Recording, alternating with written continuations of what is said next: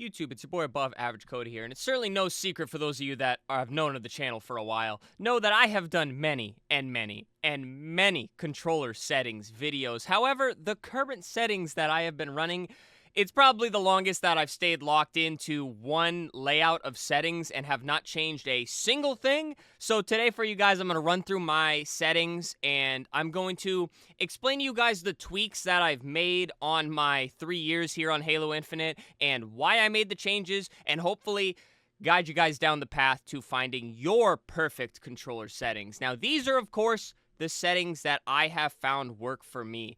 And how do you know when you found settings that work for you? You're not really windmilling. You're shooting a average percentage of maybe, I don't know, 55 to 60%. And it feels like aim is not the weak part of your game in the ranked arena or whatever game mode you like to play. I'm mainly a ranked player, guys, and I have always felt like aim was one of my main weaknesses. Nowadays, when the game's running good, the shots are registering, I really don't feel like that's my main issue. It's positioning, decision making, and that's why I feel like I have found the perfect controller settings for me. Now, I'm going to dive right into the good stuff, guys. We'll come back up here to all of the personal preferences that I have, but I first want to talk about sensitivity and acceleration.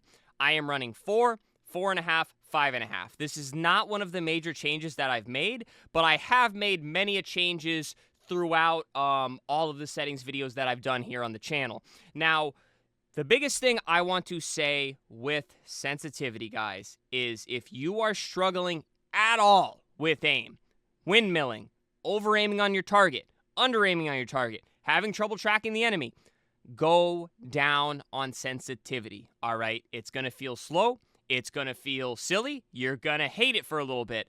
But once you learn the critical aspects of getting comfortable on your controller, which I'm going to talk about controller at the end of the video, once you get comfortable with certain aspects on your controller, you're able to control that slower sensitivity aim, then start creeping your way up, guys. This is what I did.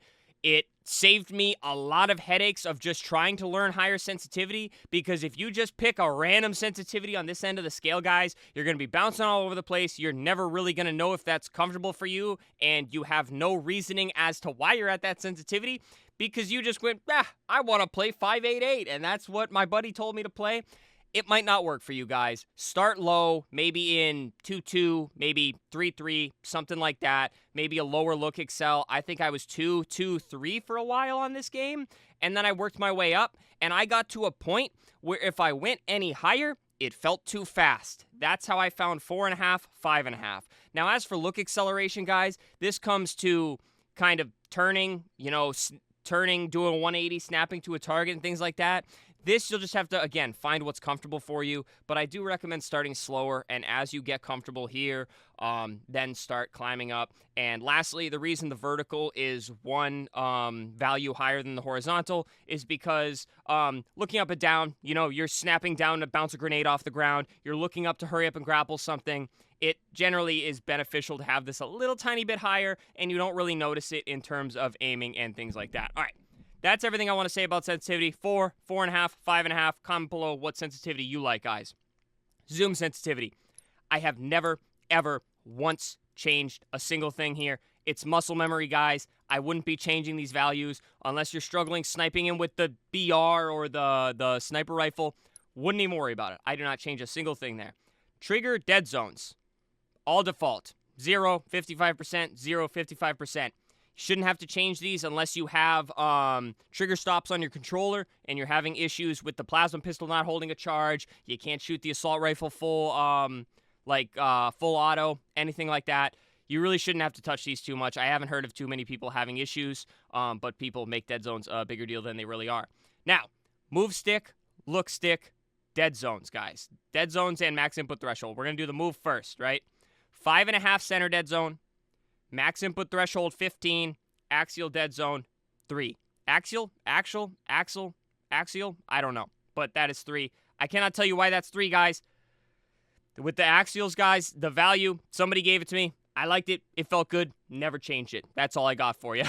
Max input threshold on 15, guys. This makes the move stick hit the maximum speed faster, basically. There's less of a, what's the terminology that they use? There's less of a variance in the acceleration curve. This means 15 will get you that max movement speed on the stick faster than it would if you had it down at 0, guys. So faster strafe, you want it at 15 just because it'll register on your thumbstick quicker than it would if it was at 0. And that's kind of my experience. Some people like 0 because they feel like their strafe throws off their aim or something like that. Personally, faster strafe, get used to it, doesn't affect me. Go all the way up to 15. Now, center dead zone, guys, this isn't really a big deal for the Move thumbstick. We'll talk about this more with the Look thumbstick. But just make sure you don't have drift. Make sure you're not walking around so you're not like trying to get in a corner and regen your shields and you take your hand off your controller and you're starting to walk out in the open. Just do whatever you have to do to not have stick drift. Mine's at 5.5. The stick was kind of loose on my controller when I got it, so I can't go any lower. Maybe I could, but I'm not going to test it. Onto the Look thumbstick, guys.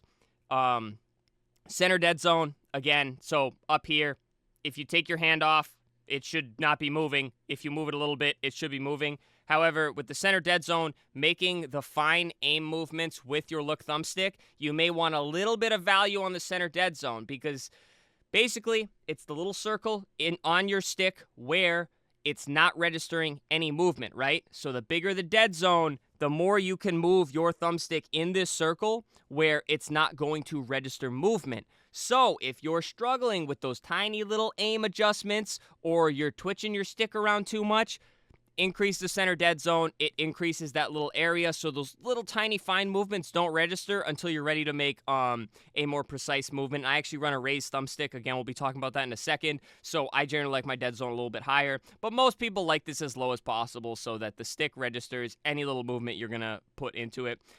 Guys, the max input threshold and the axial on the Look thumbstick. Somebody told me to try 6.6. I loved 6.6. I've left it 6.6. I have never changed it. So feel free to try it. Feel free to comment below why these are bad values. It works for me, man. I like it. It's not going to work for everybody, but that's the values I have. Now, we'll scroll back up to some of the other things here. My button layout, it's pretty much Call of Duty. A is jump.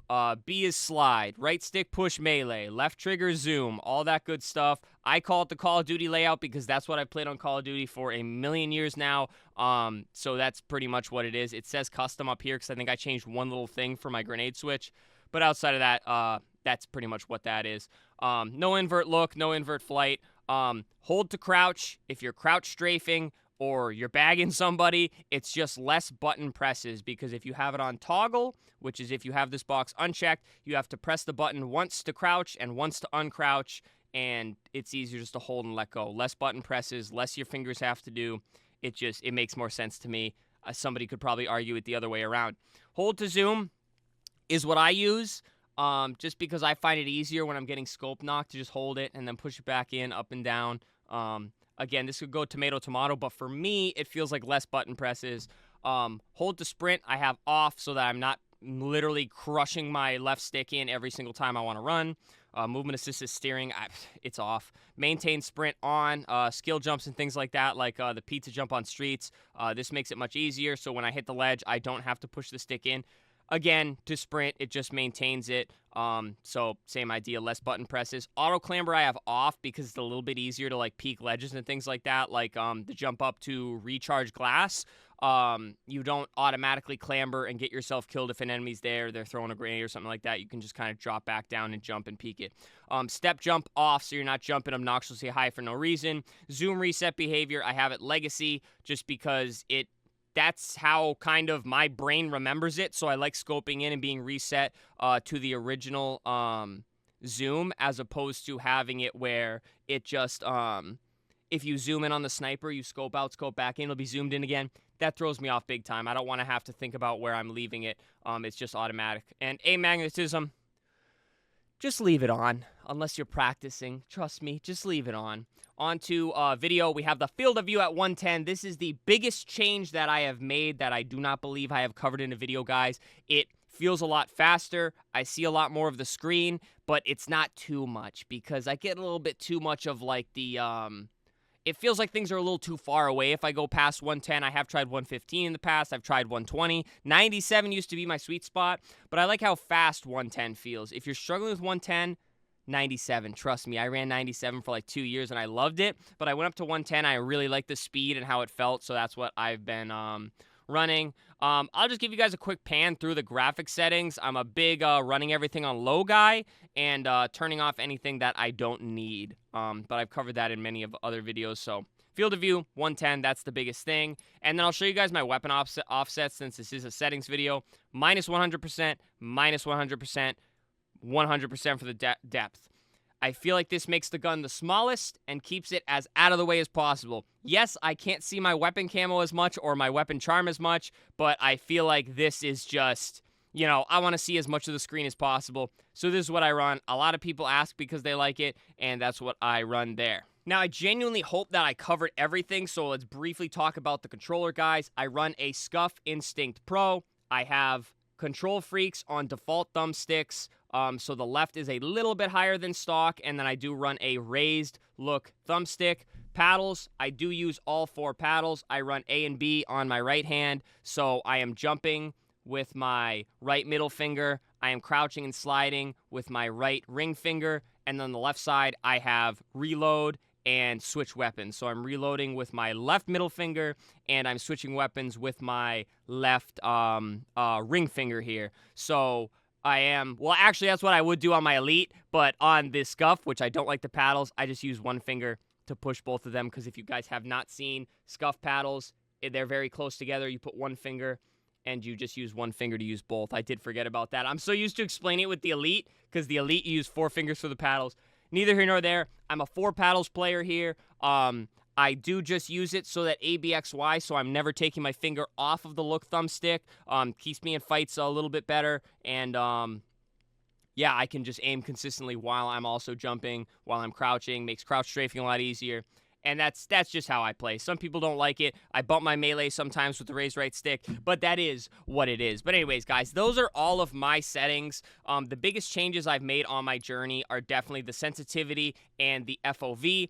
A lot of changes, tried a lot of different things. This is just what has come to work for me. Now, will these settings, will this controller setup work for you? Maybe, maybe not. This is just what I went through to find what worked for me. Hopefully I explained things pretty good so that you guys kind of get a rough idea of how to find what works for you. And yeah, guys, I just wanted to do one more settings video to show you guys what I've been running. This is the longest I have gone without changing a setting. I feel very confident in my aim and my gunfight ability nowadays. Maybe not against higher level players, but hey, we're improving, at least from where we used to be, and I don't see myself changing these settings, so I want to show you guys them once more before we hop on that BO6 grind this Friday for a bit. So I'll be taking a short break from Halo, but we will be back, and I still won't change these controller settings. But alrighty, guys, hopefully you found what you were looking for in this one. Hopefully you found it helpful. If so, please comment below. But outside of that, guys, subscribe to the channel. Again, Halo's the main grind. We're going to be playing some Call of Duty, but by no means is Halo going anywhere. We have Roster Mania to cover. We have Halo Studios news to cover. There will still be regular Halo content on the channel, and I'm hoping a new game rips me off of COD for good. Outside of that, guys, leave a like on the video. Already mentioned leaving a comment, and then finally channel memberships and super thanks. If you'd like support monetarily, helps me out a lot as a content creator, but please don't feel like you have to. But alright, guys, that does it for me. Hope you guys enjoyed this one. Stay happy, stay healthy, and stay tuned for the next video.